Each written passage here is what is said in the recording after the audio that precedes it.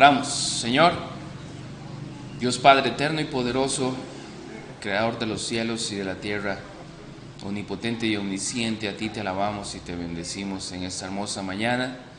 Ponemos en tus manos la clase de hoy, que sea para bendición, para nuestras almas, para edificación, y que tú nos concedas con el poder de su gracia en tu Espíritu Santo poder aplicar esto a nuestra vida.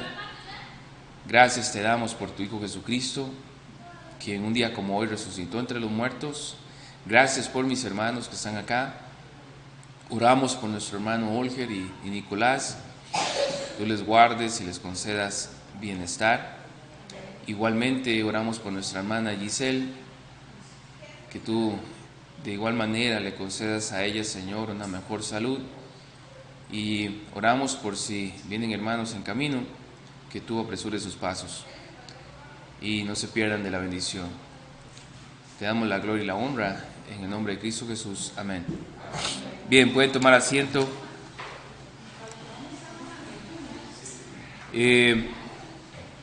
Domingo 10 estamos viendo nuevamente el Catecismo de Heidelberg. Pregunto, ¿ustedes han oído de Zacarías Ursinus? No, es muy probable que no. Él, aunque yo creo que yo lo dije cuando empezamos el catecismo, él fue uno de los que trabajó en el catecismo de Heidelberg. ¿Ok?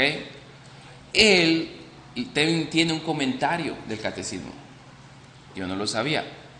Lo pueden descargar en inglés, en internet. El detalle es que está en inglés. Si lo consiguen en español, me dejan saber. En cuanto a la lección de hoy, él comenta en su comentario del Catecismo de Heidelberg. Él cita filósofos, entonces dice: hay tres opiniones entretenidas por los filósofos con respecto a la providencia de Dios. Los epicúreos niegan que haya providencia con respecto a los asuntos de los mortales o aquellas cosas que son y se hacen en las partes bajas de este mundo. En otras palabras, los filósofos epicúreos lo que planteaban, e interesantemente ellos creían en Dios, no eran ateos, como probablemente muchos de los filósofos de hoy, pero ellos planteaban que en cuanto a la providencia de Dios, Dios no se metía con el hombre tanto, o sea, Él estaba en control de ciertos asuntos, pero los asuntos de los hombres, Dios dejaba que en su libre albedrío los hombres trabajaran. No se metía con eso, en cuanto a la providencia. Ahora bien, y yo quiero que usted analice en su interior, de repente yo soy como un epicúreo, o he sido, y el objetivo de hoy es que no seamos ninguno de ellos. Los estoicos han ideado y sustituido por la providencia divina una necesidad absoluta de todas las cosas y cambios existente en la naturaleza misma de las cosas, a la que cada cosa está sujeta, incluyendo incluso a Dios mismo. A esta necesidad le llaman suerte o destino. O sea, ellos creen en el azar, e increíblemente también meten a Dios en esas cuestiones. O sea, Dios no está en control del destino, ¿verdad? Dios no está en control de las causas, ni siquiera secundarias. Los peripatéticos, otra clase de filósofos, suponen que Dios ciertamente contempla y conoce todas las cosas, pero no las dirige ni las gobierna, sino que solo las excita o las mantiene.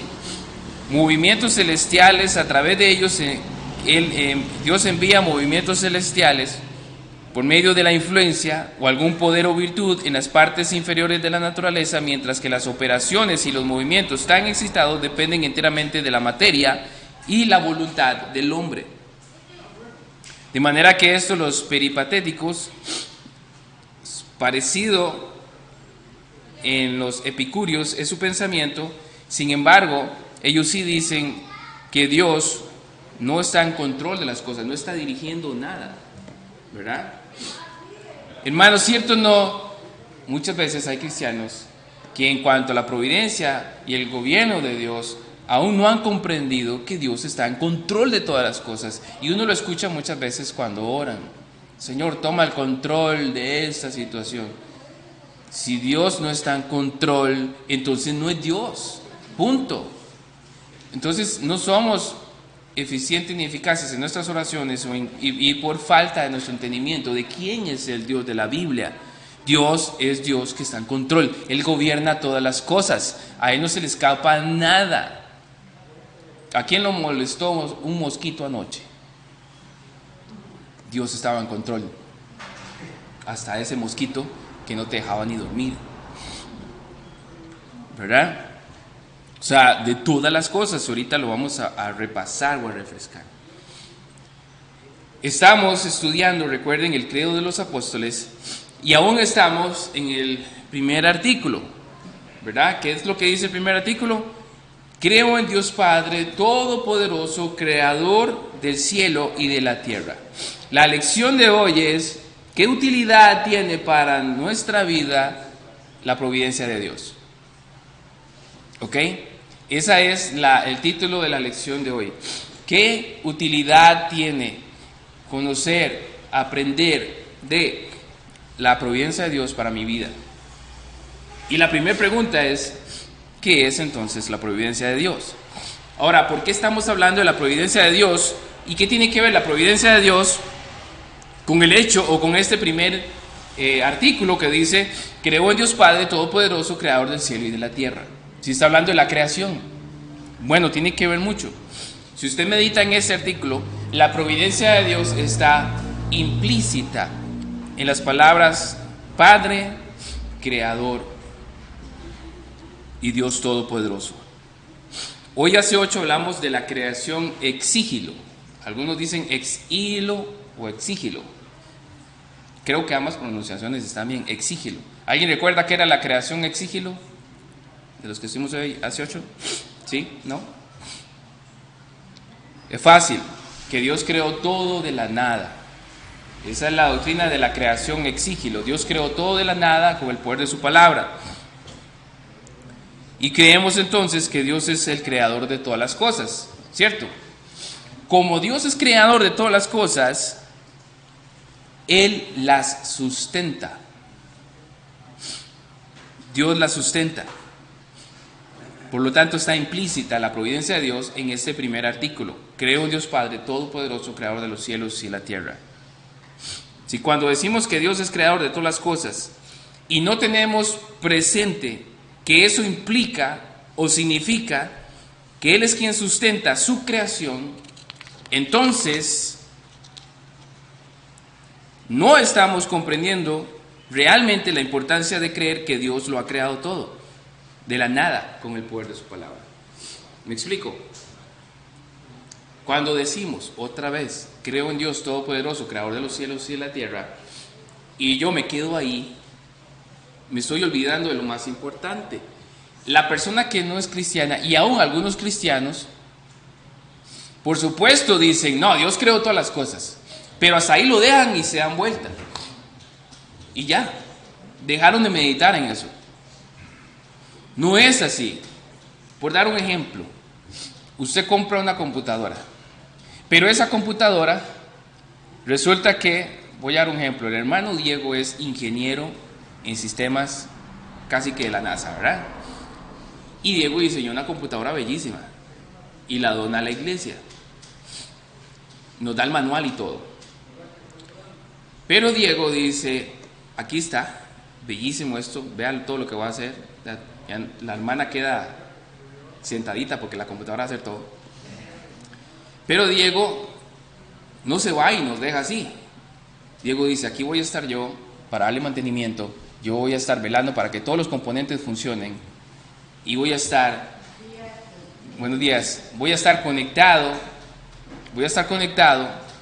por medio de la internet y yo voy a estar pendiente de la memoria RAM de la computadora, del disco duro, de todo, de la internet, de todo. Por dar un ejemplo así, Dios es un Dios que creó todas las cosas Y no es un Dios que, ok, ahí está, ahí tienen su planeta, ahí tienen el ecosistema perfecto, ahí tienen seres humanos, entreténganse trabajando la tierra con el sudor de su frente, ahí está Cristo, ya lo entregué por ustedes y yo me voy. Ahí están, ya tienen el conocimiento, ya tienen los recursos, tienen todo, juéguensela. Dios no es así.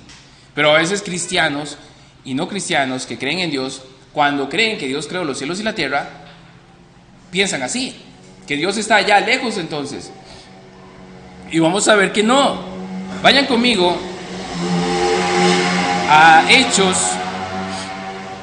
Hechos capítulo 17, y vayan conmigo al verso 27 y 28. Ahí está Pablo en el Areópago dando un discurso a filósofos, de hecho. ¿Verdad?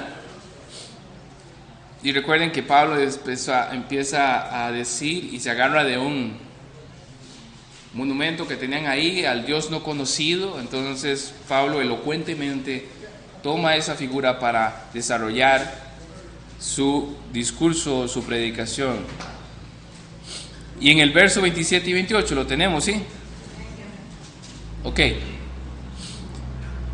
Dice, para que busquen a Dios, si en alguna manera palpando puede hallarle, aunque ciertamente no está lejos de cada uno de nosotros.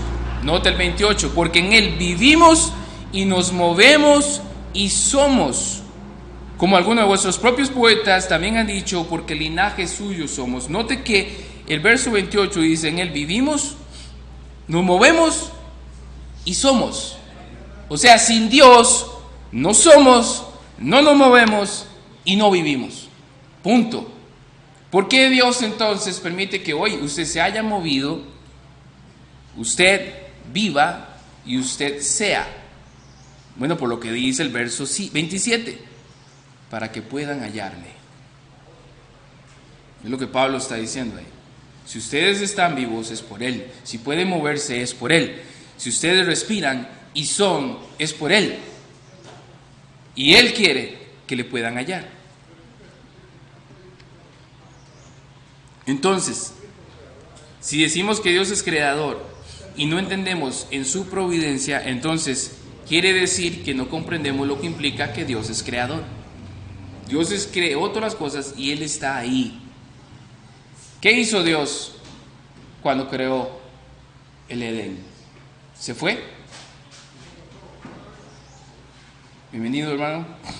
Se fue Dios del Edén y dejó a Adán y a Eva ahí. Ok, ahí tienen todo. Paraíso. Pásenla bien. Chao.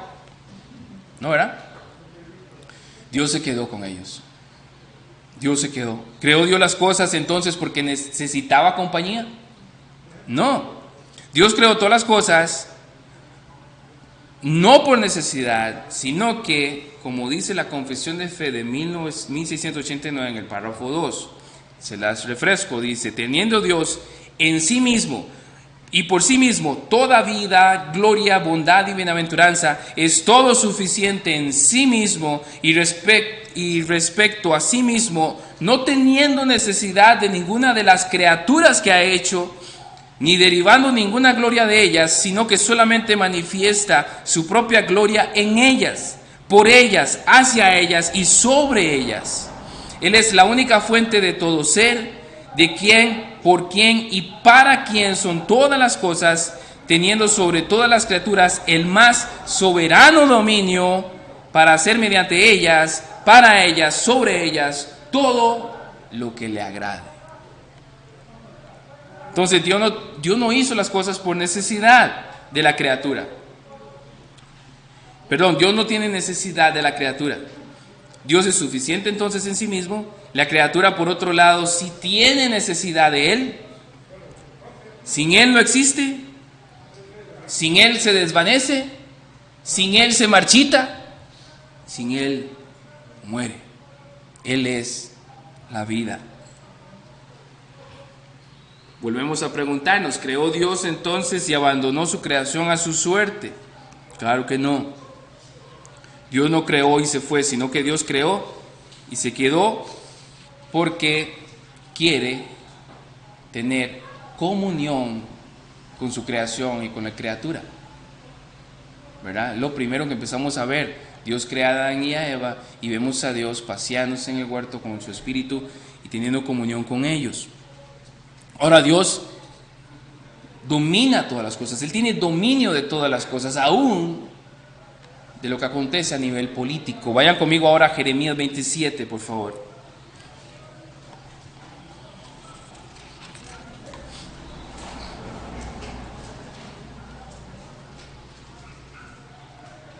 Recuerde que esa parte es participativa. Si usted tiene preguntas, comentarios, anótelos y ahorita al final podemos tener un espacio para compartir.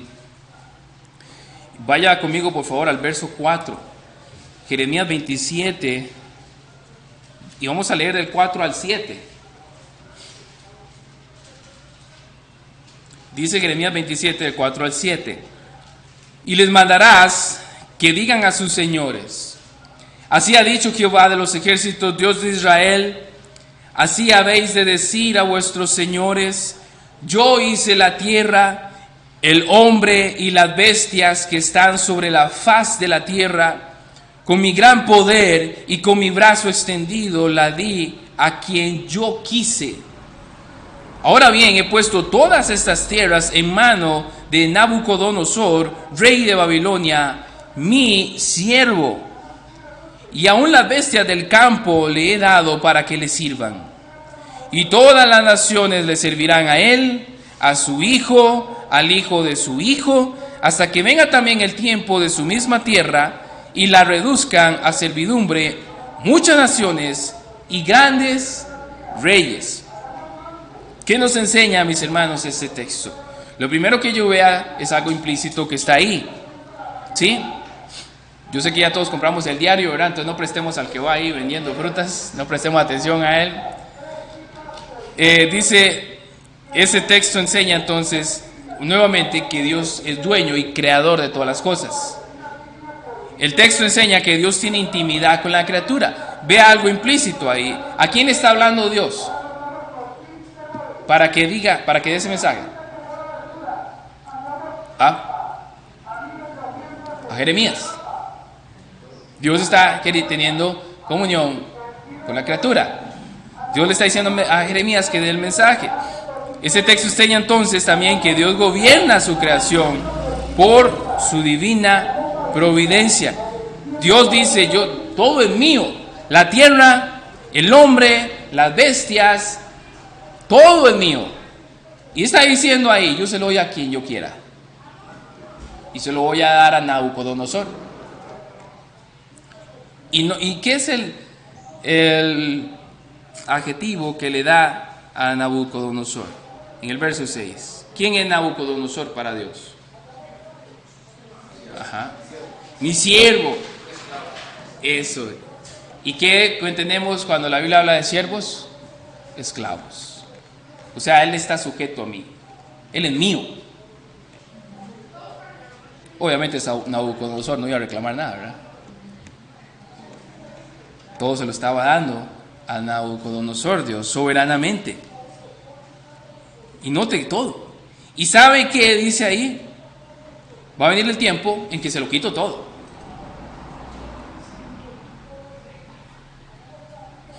De manera, hermanos, que la providencia de Dios está en pleno control aún de la política.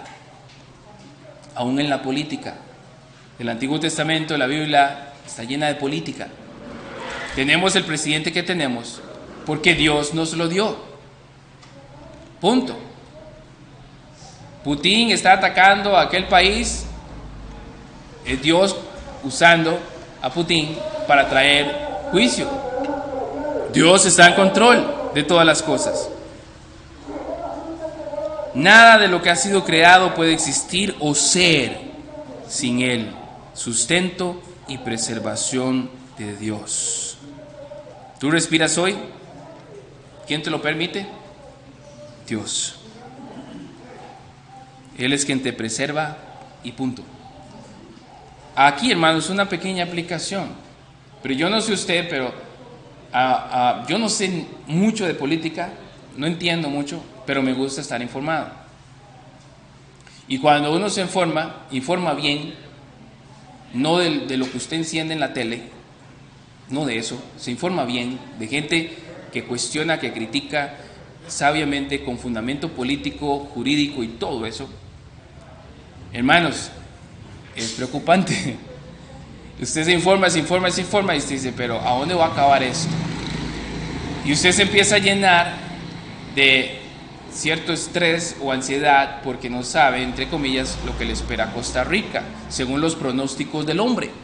Sin embargo, cuando usted dice entonces, creo en Dios Todopoderoso, Creador del cielo y de la tierra, y ya usted dice, eso implica que Dios está en control y gobierna todas las cosas, usted dice, ok, Señor, y se va a la Biblia y recuerda lo que la Biblia ya dice del futuro, recuerda todo lo que vimos en Apocalipsis y cómo va a terminar la historia. Entonces dice, ya no hay lugar para la ansiedad por el futuro. Dios está en control. Y de todo Dios va a trabajarlo para nuestro bien. Para nuestro bien. Entonces, estamos diciendo que la creación de Dios y la providencia de Dios no son cosas separadas, son las mismas. Si Dios creó todas las cosas, Dios las va a sustentar. Aún aquellas cosas que no entendemos. ¿Han escuchado de Nick? El australiano que nace sin pies, sin manos. ¿Recuerdan? ¿Sí? Cuando los papás se dan cuenta que hay un niño en el vientre y viene sin pies y manos, empiezan a orar a Dios por milagros y milagros, y ayunan y oración, y nace sin pies y sin manos. El niño crece y tuvo que, ¿verdad? Cuando ya tiene un poco más de conciencia y entra a la escuela, entra en depresión, porque él ya ahora puede ver que él no es como el resto y quería suicidarse. Y cualquiera pregunta, pero Dios, ¿por qué permitiste eso? ¿Por qué? Usted es creador. Bueno, Dios lo salva y ahora de él es un instrumento de Dios para que muchos conozcan de Cristo. Y gente que sufre porque perdió un dedito, porque prendió un vaso o algo, ¿verdad? Ven a este hombre con esas ganas de vivir increíbles, agradecido, ya casado, trabaja, con hijos, maneja, o sea, dependiente, y usted dice, es para la gloria de Dios. De manera que Dios crea y Dios sustenta, es lo que quiero decir. Aún en esos casos extremos, Dios sustenta a la criatura. Si Dios dice que debe trabajar, bueno, Dios le iba a dar las habilidades con lo que le dio para trabajar y sustenta a su familia. ¿Cómo no nosotros vamos entonces a estar muchas veces afanados con las cosas cuando vemos la providencia de Dios? Hermanos, este tema de la providencia de Dios es para aterrizar ahí. Dios está en control, Dios sustenta nuestra vida.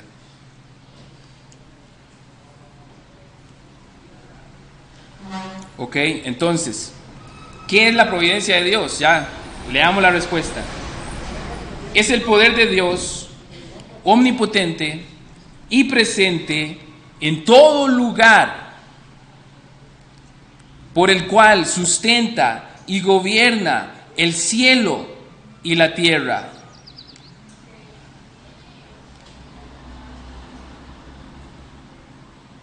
Y todas las criaturas, de tal manera que todo lo que la tierra produce, la lluvia y la sequía, vea los contrastes, la fertilidad y la esterilidad, la comida y la bebida, la salud y la enfermedad, las riquezas y las pobrezas, y finalmente todas las cosas, no acontecen sin razón alguna como por azar, sino por su consejo y voluntad paternal. Al final de cuentas, está Dios gobernándolo todo. Él es un Dios de decretos. Dios lo gobierna todo. Cuando uno entonces medita una vez más en la providencia del Señor, ahora puede entender esos textos cuando dice la Biblia, por ejemplo, estén agradecidos todo el tiempo y por todo. Uno puede mejor entonces entender Romanos 8:28, que los que aman a Dios, todas las cosas ayudan a bien. ¿Tienes abundancia? Fue Dios providencialmente dándotela. ¿Tienes escasez? Es Dios en su providencia dándotela. ¿Estás bien? ¿Tienes la alacena bien? Es Dios soberanamente, providencialmente dándote eso.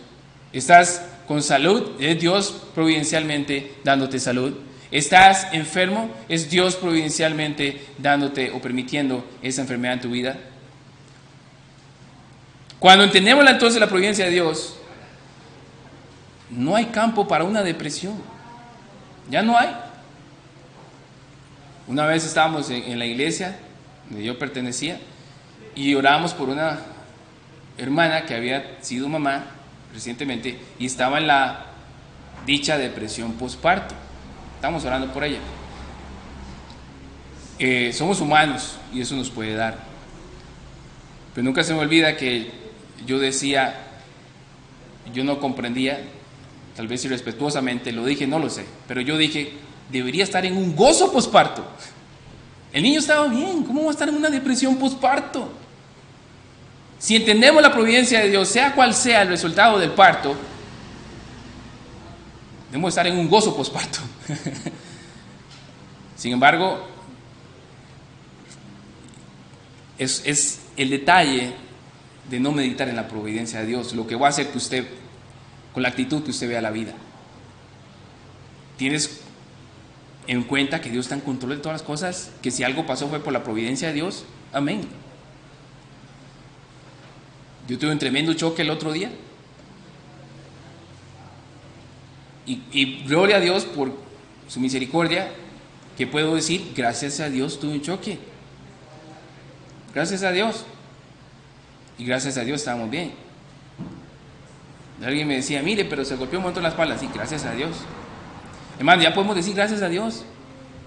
Gracias a Dios, todo, gracias a Dios. Somos agradecidos. Esa es la respuesta hermosa que nos da qué es la providencia de Dios. Ahora, finalizando, ¿qué utilidad tiene, la pregunta 28, para nosotros este conocimiento de la creación y providencia divina? ¿Qué utilidad tiene? Ya hemos visto entonces, a manera de aplicación, que todas las cosas no salen por el azar, sino por el consejo y voluntad paterna. Por eso esas personas que creen en el azar están bien perdidas, ¿verdad? Yo conozco a alguien que es fanático a la lotería y ahorita hay aplicaciones que te dicen números y matemáticas y te dicen probabilidades de que esto va a salir el domingo en el gordo o cosas así de la lotería. Eso no funciona así. Dios está en control. Dios está en control. Y por lo tanto nosotros no creemos en el azar, no creemos en las coincidencias. Alguien le llama las coincidencias diosidencias, ¿verdad? O sea, todo acontece con un propósito. Nosotros estamos en este local por un propósito. Salimos de allá con un propósito, ¿verdad? Dios no tiene por qué revelarnos el propósito ya. Pero sabemos que hay un propósito. Siempre hay un propósito. Entonces, ¿qué utilidad tiene para nosotros el conocer que la creación implica providencia de Dios para nuestra vida? La respuesta, vea qué lindo, que en toda adversidad, tengamos paciencia. En la prosperidad, ¿qué debemos ser? Agradecidos. Y tengamos puesta en el futuro toda nuestra esperanza en Dios, nuestro Padre fidelísimo, sabiendo con certeza que no hay cosa que nos pueda apartar de su amor, pues todas las criaturas están sujetas a su poder de tal manera que no pueden hacer nada sin su voluntad.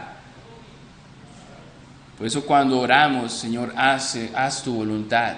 Santiago dice, no digas que mañana iremos aquí o allá, no es si Dios quiere, porque Él al final de cuentas se hace la voluntad de Él, no la nuestra. Esto es un antídoto para la ira. Los que tenemos problemas de ira, muchas veces la ira, ¿qué es lo que ocasiona ira? En el fondo muchas veces es que no tenemos control, que se nos escapa el control de las cosas y nos dan cólera.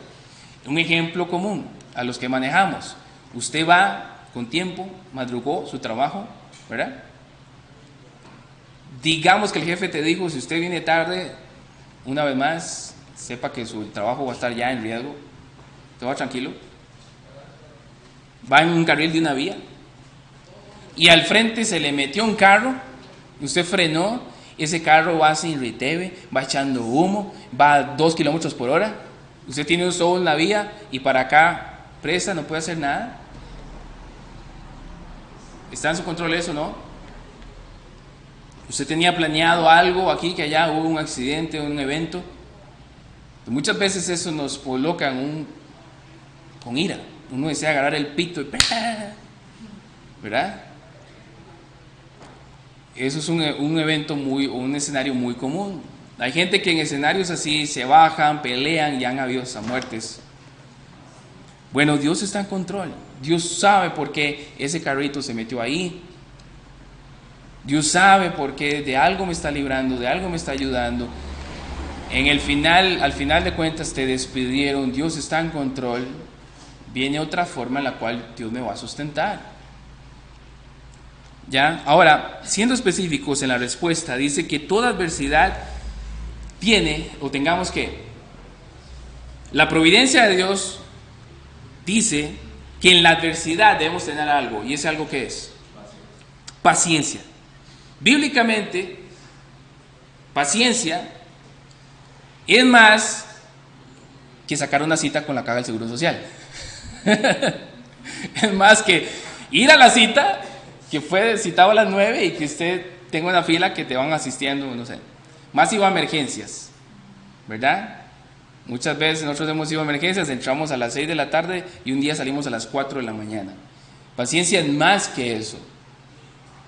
Bíblicamente, paciencia, o alguien paciente, es uno que puede echar sobre sus lomos algo y resistirlo. O persiste en bien hacer. Resiste, es alguien que resiste. ¿Se acuerdan la película de Rembrandt? Torturado por Cristo.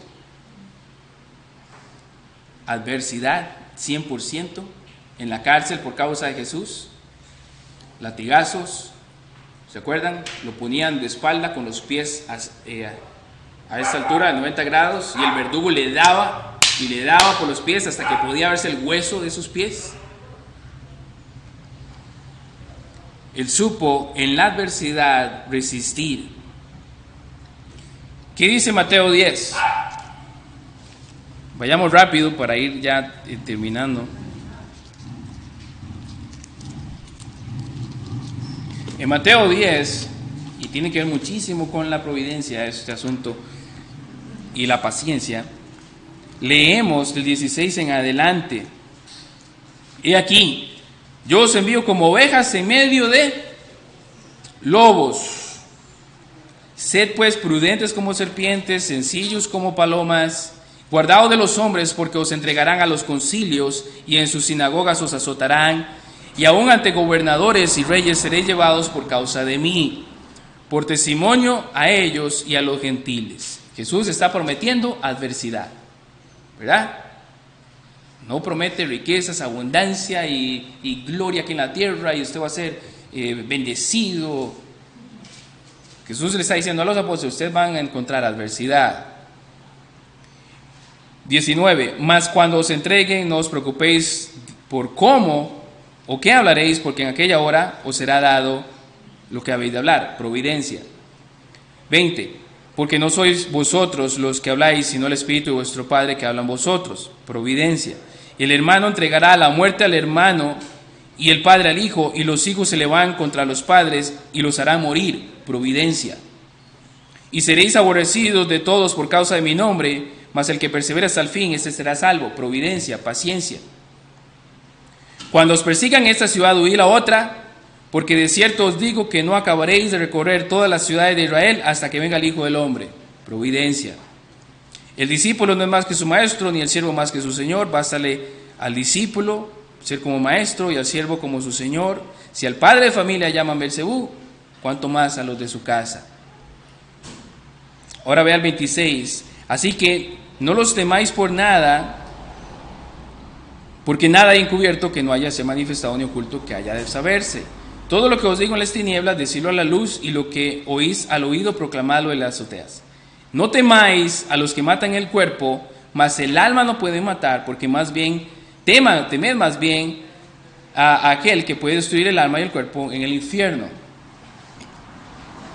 Y vean acá cómo la exhortación a confiar en la providencia de Dios se hace aún más clara.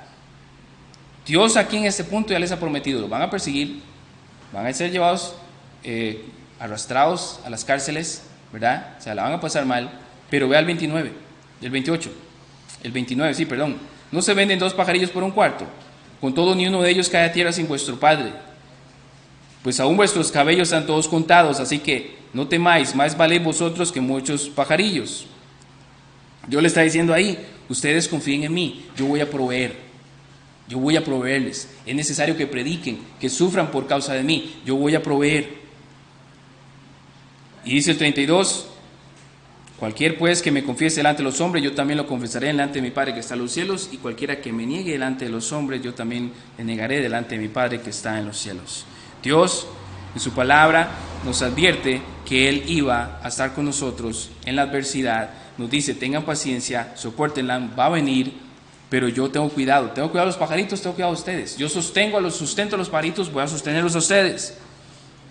Entonces, ser paciente en estos momentos de adversidad o cualquier momento de adversidad nos ayuda a no quejarnos ni maldecir a Dios, sino que recibimos la adversidad con mansedumbre, sabiendo que Dios gobierna todas las cosas y todo lo usa para nuestro bien. Romanos 8:28.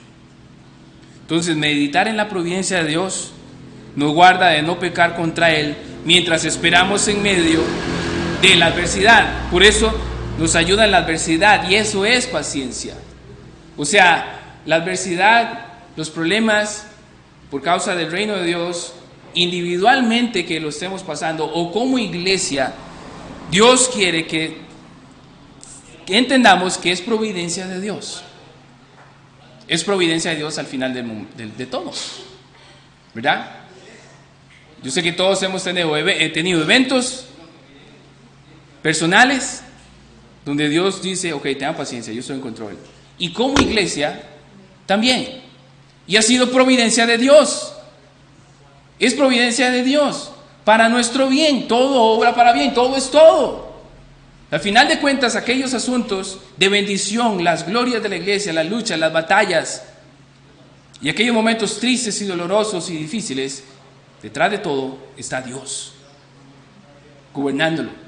Y todo obra para nuestro bien, para nuestra madurez espiritual, para nuestro crecimiento espiritual, para practicar el perdón, el arrepentimiento. Entonces, eso nos ayuda a no maldecir a Dios, sino más bien, Señor, gracias, confiamos en ti, tú estás en control, tú gobiernas, tú sustentas, tú sabes lo que haces. Ahora también nos guarda de pecar. Entonces, no solamente contra Dios, sino también contra el prójimo. Contra el prójimo. Y entonces, si la providencia de Dios nos ayuda a no pecar contra el prójimo, ¿por qué? Porque el prójimo peca contra nosotros. ¿Sí? ¿Cuántos de acá hemos recibido en algún momento algún agravio, alguna ofensa? Yo creo que todos, incluso los niños. Todos hemos recibido agravios, ofensas, de un modo u otro, en menor grado o en alto grado. Todos hemos sido ofendidos por alguien en algún momento. De modo que entonces el saber que Dios gobierna y que todo sucede de manera providencial y decretiva, en última instancia, me hace a mí tener paz en mi corazón. Porque a nivel, por ejemplo, conyugal, si hay momentos difíciles a nivel conyugal, bueno, Dios providencialmente lo ha permitido, Dios lo gobierna, Dios lo ha decretado en última instancia. ¿Qué me debe a mí dar entonces esto? Bueno, Dios, yo voy a perdonar a mi prójimo más cercano, mi esposa, mi esposo, mis hijos. Tú providencialmente has permitido esto para mi bien, porque tú me amas, ¿verdad? Entonces, eso va a hacer que yo no tenga raíces de amargura. Ayer estábamos meditando un poco en Mateo, donde dice, de hecho, que estábamos repasando el texto de predicación de hoy, que una casa dividida no va a, ¿qué?, a prevalecer. El cristiano perdona.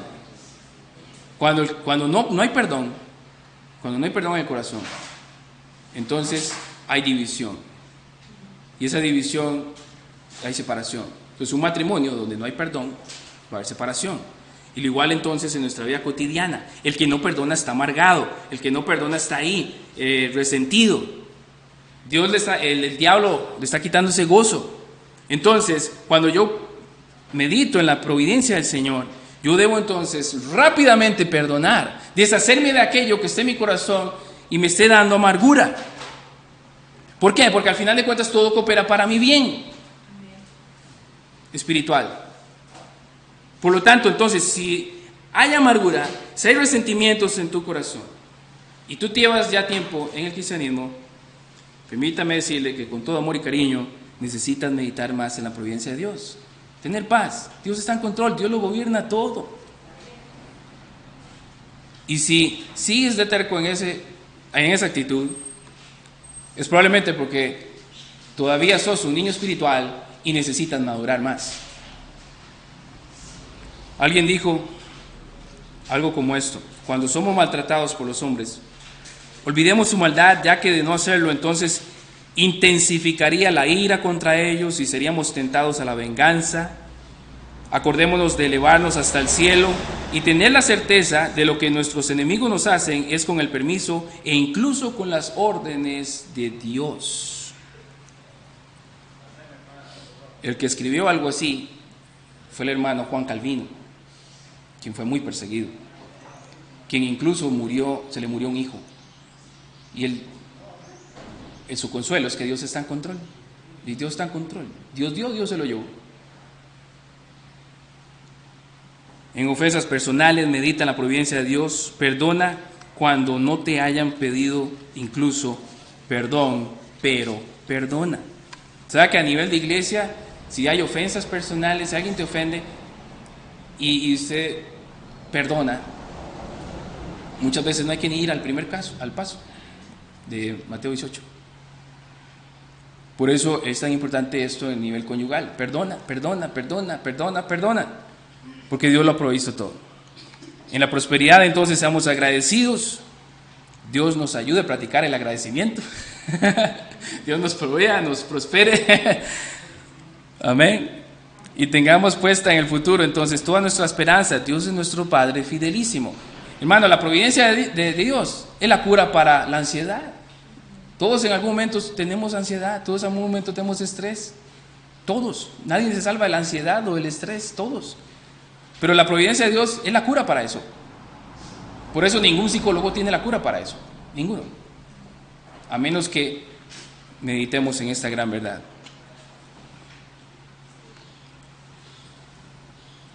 Finalmente, Nehemías 9:6.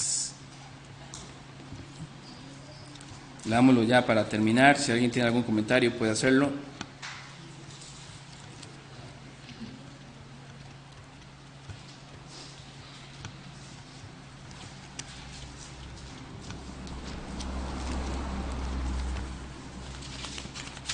Dice Nehemías 9:6.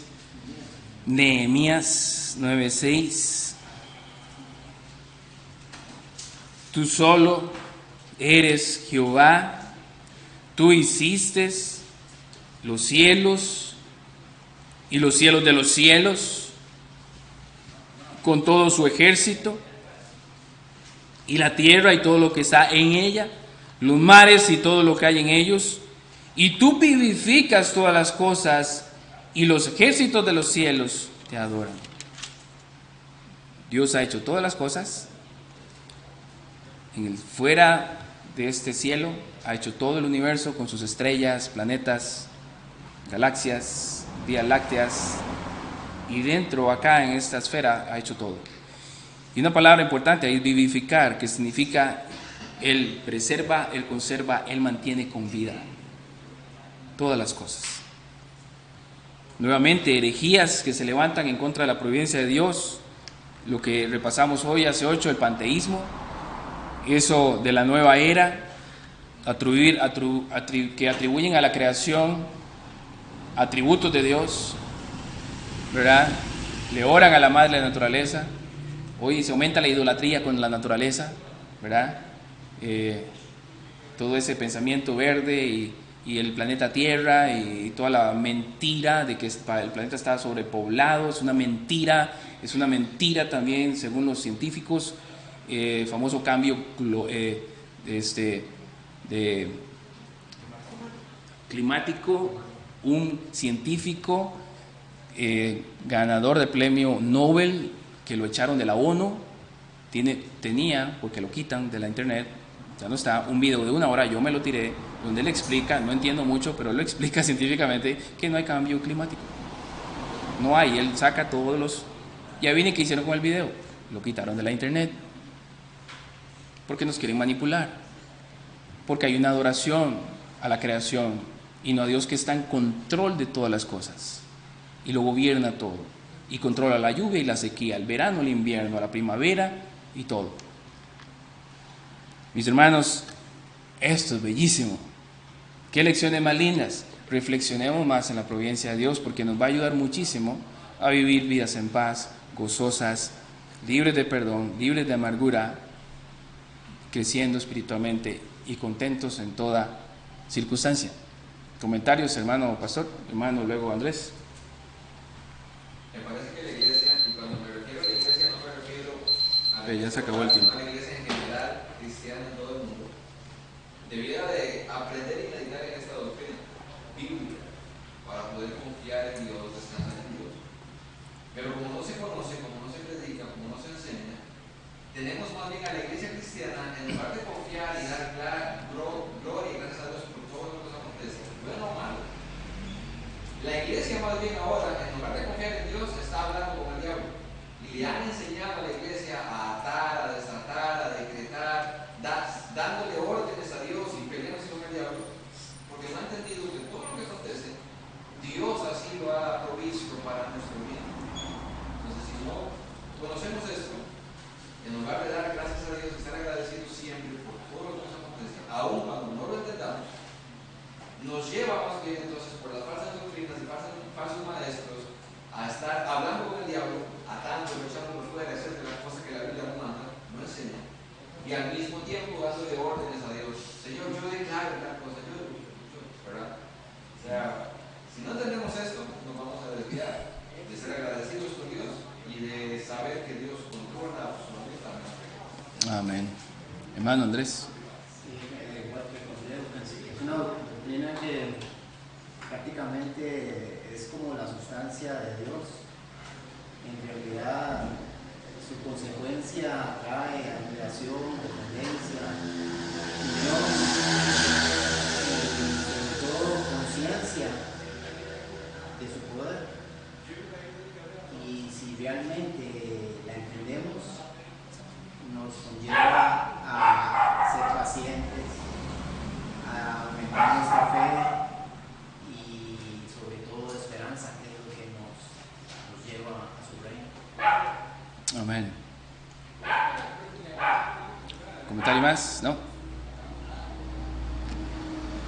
Bueno, una cita más, nada más. Apocalipsis 17:17. Recordemos Apocalipsis, recordemos quién es nuestro Dios, recordemos cómo termina todo. Perdón.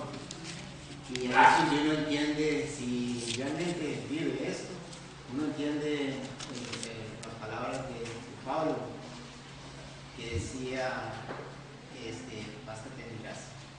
Jesucristo lo consigue. Amén. Buenísimo.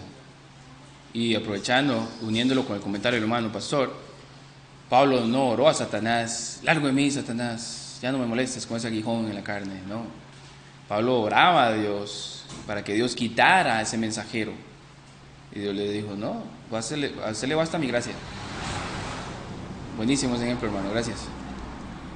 Dice Apocalipsis 17:17, porque en 1 hora han sido consumidas todas las riquezas, estaba leyendo el 18, el 17, porque Dios ha puesto en sus corazones el ejecutar lo que Él quiso, ponerse de acuerdo y dar su reino a la bestia hasta que se cumplan las palabras de Dios.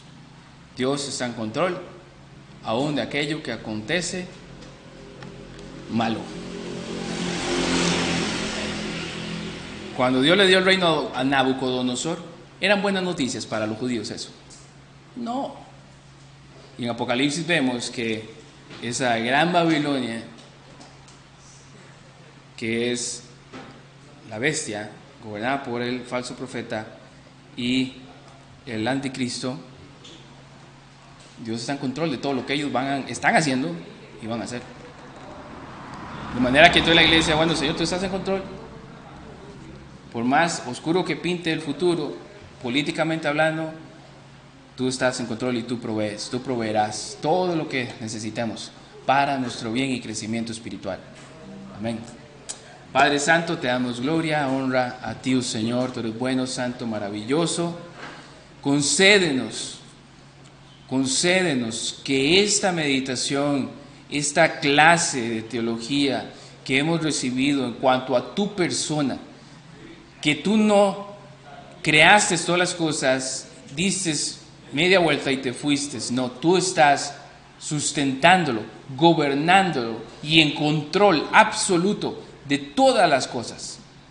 Nada acontece sin tu voluntad. Nada acontece de que te tome por sorpresa.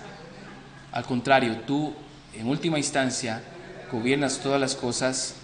Aún de cada pajarito que cae en el suelo, tú estás gobernando esas cosas. De cada cabello que se nos cae de la cabeza, tú tienes control. Tienes esa contabilidad que ni siquiera nosotros mismos podemos tener. Danos la paz de conocer y comprender que en toda circunstancia tú estás en control, que es para nuestro bien. Ayúdanos a estar contentos, ayúdanos a estar agradecidos y ayúdanos, Señor, a aceptar su voluntad, comprendiendo que tú estás obrando para nuestro crecimiento espiritual, nuestra madurez. Si hay amargura en nosotros, algún resentimiento, falta de perdón, ayúdanos a ser libres de esas cosas. Ya nos has hecho libres si hemos nacido de nuevo. Por lo tanto, eso no nos gobierna, eso no nos lidera. Somos guiados por su Espíritu Santo a la obediencia a su palabra. Te damos la gloria y la honra a ti, oh Señor. En el nombre de Cristo Jesús. Amén y amén. Gracias, mis hermanos. Un receso. Hay cafecito. Y pronto, en 15 minutos, comenzamos con el culto.